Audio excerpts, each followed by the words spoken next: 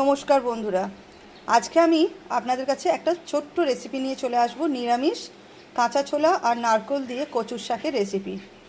ভাদ্র মাস পড়ে গেলেই কচুর শাকটা সবার ঘরে ঘরে হয় আর খেতেও খুব ভালো লাগে।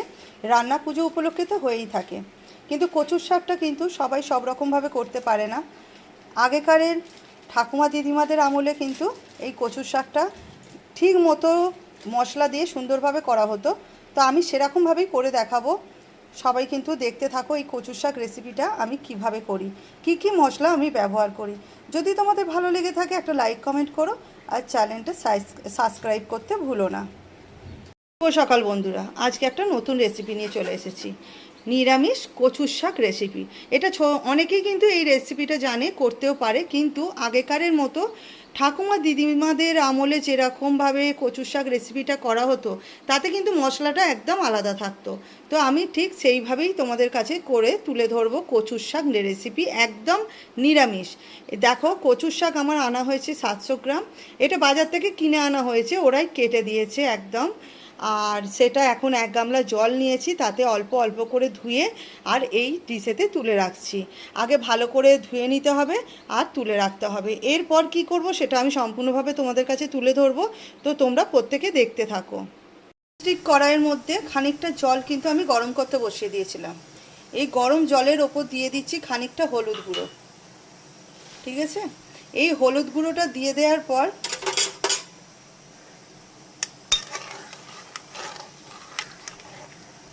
হলুদ গুঁড়োটা দিয়ে দিতে হবে। এবার এতে এই গরম জলটার মধ্যে একে একে যে কচু শাকগুলো আছে সমস্ত কিন্তু আমি ভাপাতে দিয়ে দেবো। ঠিক এইভাবে দিতে থাকবো।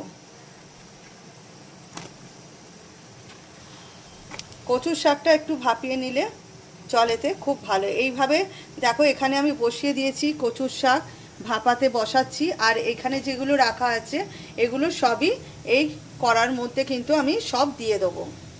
দিয়ে দিয়েছি সমস্ত কচুর শাক, একদম কড়ার মধ্যে পুরো ভর্তি হয়ে গেছে। এবারে আমি একটা ঢাকা ওর মধ্যে দিয়ে রাখবো। ঠিক আছে, এইভাবে আমি এখন 2-3 মিনিট রেখে দেবো। 2 মিনিট হয়ে গেছে। 2 মিনিট পর এবার আমি চাপাটা খুলে দেখব। দেখো, 2 মিনিট পর চাপাটা একবার খুলে সবাইকেই দেখতে হবে। এই ওপরটা দেখতে পাচ্ছ, এটা আমি ঘেঁটে দেবো। এই দেখো, নিচের কচুগুলো নরম হয়ে গেছে।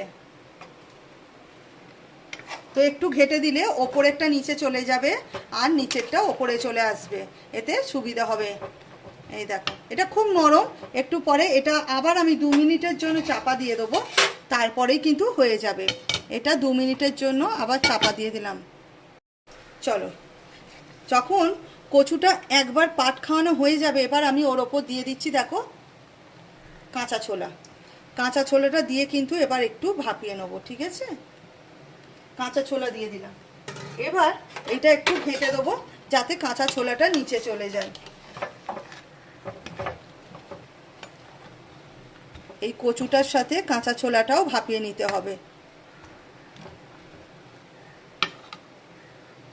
এবার আবার 2 মিনিটের জন্য চাপা দিয়ে দেবো। এতে কাঁচা ছোলা আর কচু দুটোই। কচুর শাক কিন্তু একটু ভাপাতে সময় লাগে। দেখো, কচুর শাকটা ভাপানো কিন্তু কমপ্লিট হয়ে গেছে।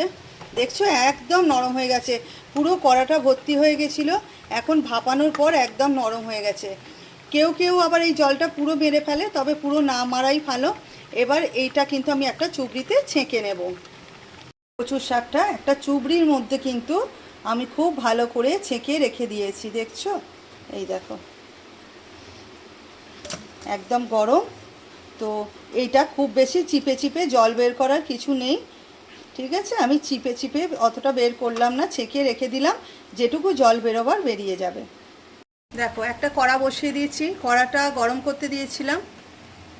এবার কড়ার মধ্যে আমি দিয়ে দেব সর্ষের তেল 3 পলা। আচ্ছা, বলে রাখি, এই কচুর শাক নারকেল দিয়ে নিরামিষ কচুর শাক রেসিপিটা করতে গেলে কিন্তু একদম সর্ষের তেলেই করবে, অন্য কোনো তেলে করবে না। ঠিক আছে, দেখো 3 পলা তেল দিয়ে দিয়েছি গরম করতে। এই তেলটা গরম হয়ে গেলে এই তেলের মধ্যে দিয়ে দেব তেজপাতা, শুকনো লঙ্কা আর কালো জিরে। এটা আমি ফোড়ন হিসেবে দিয়ে দেবো।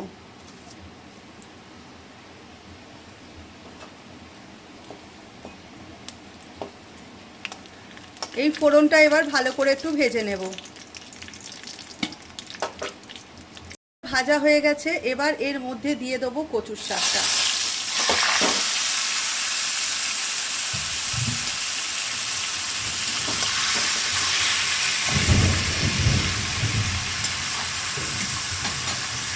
মধ্যে কচুর শাকটা কিন্তু ভাজতে ভাজতে কচুর শাকের মধ্যে দিয়ে দেব অল্প করে একটু আন্দাজ মতো লবণ।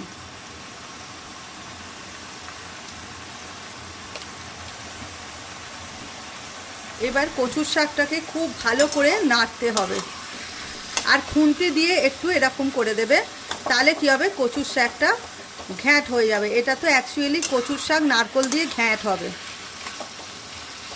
ছোলাগুলো একসাথেই দেওয়া আছে, দেখতে পাচ্ছ, ছোলাগুলো ভাপিয়ে নিয়েছিলাম। তো এইভাবে কিন্তু এবার নাড়তে থাকতে হবে, পুরো শুকনো করতে হবে। এখনও এতে কিছু মশলা দিইনি, মশলাটা পরে দেবো।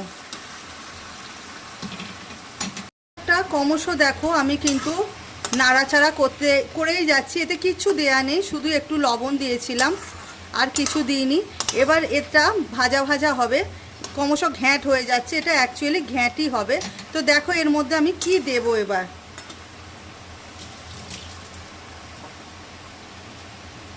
দেখো এটা হচ্ছে রাঁধুনি। তোমরা অনেকে হয়তো রাঁধুনি বুঝতে পারবে না, অনেকেই চেনে না। এটা খানিকটা জোয়ানের মতো দেখতে, এটা নানা রকম ওই 5 ফোড়ন মশলার মধ্যে রাঁধুনি থাকে। তো সেই রাঁধুনিকে আমি গুঁড়ো করে নিয়েছি, এই দেখো শুকনো খোলায় ভেজে একটু গুঁড়ো করে নিয়েছি। এই রেসিপিটা কিন্তু এতে যে মশলাগুলো দিচ্ছি সম্পূর্ণ আগেকারের ঠাকুমা দিদিমাদের আমলের মশলা। এইভাবে করলে খুব টেস্টি হয়।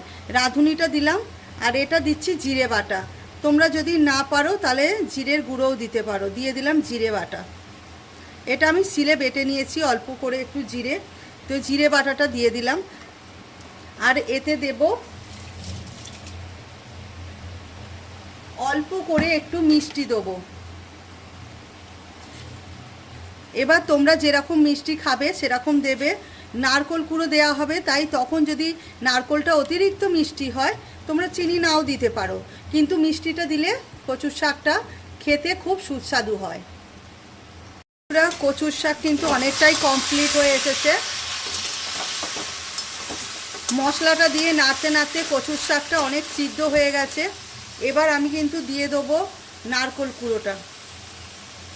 এবার এই নারকোল কুড়োটা দিয়ে কচুর শাকটা খুব শুকনো শুকনো করে নাড়াচাড়া করতে হবে।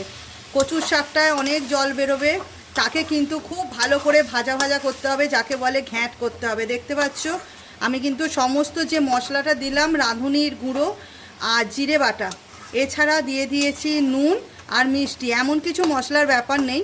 কিন্তু দেখো শুকনো শুকনো করে নাড়তে হবে একদম, যেন ঘ্যাঁট হবে আর খেতেও কিন্তু টেস্ট হবে। আর মিষ্টিটা যে যার মতো করে দেবে। এটা কিন্তু এখনও নাড়া শেষ হয়নি, এইটা নাড়া শেষ করতে একটু টাইম লাগবে।